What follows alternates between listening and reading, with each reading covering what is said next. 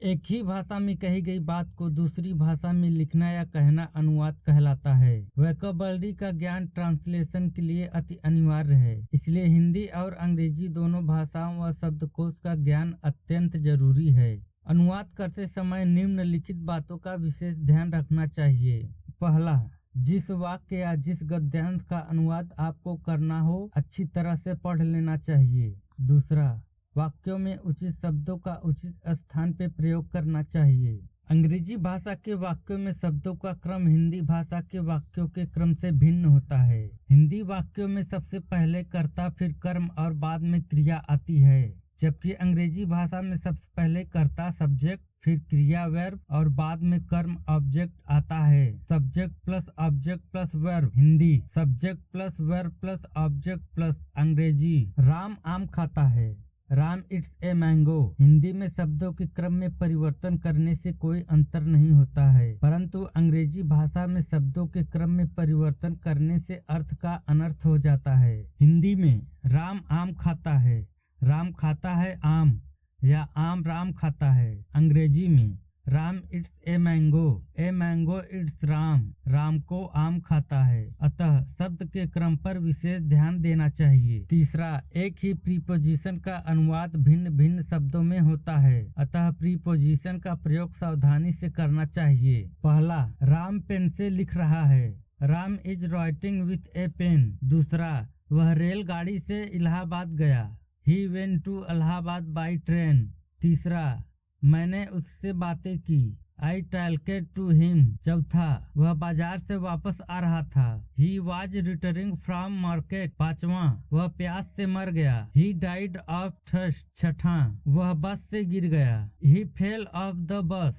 चौथा, अनुवाद करते समय जैसा वाक्य हो, प्रश्नवाचक, आज्ञासूचक या निषेधात्मक, वैसा ही रूप लिखना चाहिए। पांचवा, अनुवाद करते समय यदि अंग्रेजी का सही शब्द याद न आए तो उससे मिलते जुलते अंग्रेजी शब्द का प्रयोग कर देना चाहिए। छठवां, अनुवाद करते समय narration, capital letter, article, voice, sequence of tense, punctuation इत्यादि का विशेष ध्यान रखकर अनुवाद करना चाहिए।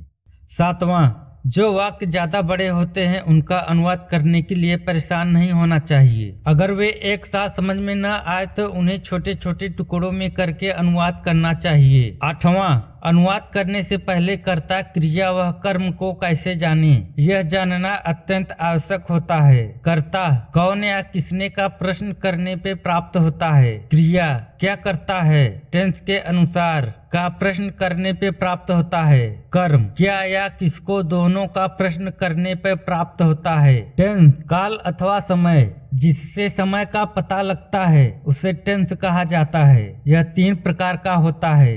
पहला, प्रेजेंट टेंस वर्तमान काल, इसमें मौजूदा समय में होने वाले कार्य का पता लगता है तथा हिंदी में इसकी पहचान है, हूँ, हो। दूसरा, पास्ट टेंस भूतकाल, इसमें पिछले या बीते समय में किए गए कार्य का पता चलता है तथा वाक्य के अंत में हिंदी में था, थी, थे लगा रहता है। तीसरा, फ्यूचर टेंस भविष्य काल, इससे आने वाले समय में किए जाने वाले कार्य का बोध होता है तथा हिंदी में वाक्य के अंत में गा, गी, गे लगा रहता है। प्रेजेंट टेंस के प्रकार, यह चार प्रकार का होता है। पहला, प्रेजेंट इंडेफिनिट टेंस वर्तमान अनिश्चित काल। दूसरा, प्रेजेंट कॉन्टिन्यूअस टेंस वर्तमान लगातार काल। तीसरा, प्रेजेंट परफेक्ट टेंस वर्तमान पूर्ण काल। चौथा, प्रेजेंट परफेक्ट कॉन्टिन्यूअस टेंस वर्तमान लगातार पूर्ण काल। पास्ट टेंस के प्रकार, प्रेजेंट टेंस की ही तरह यह भी चार प्रकार का होता है।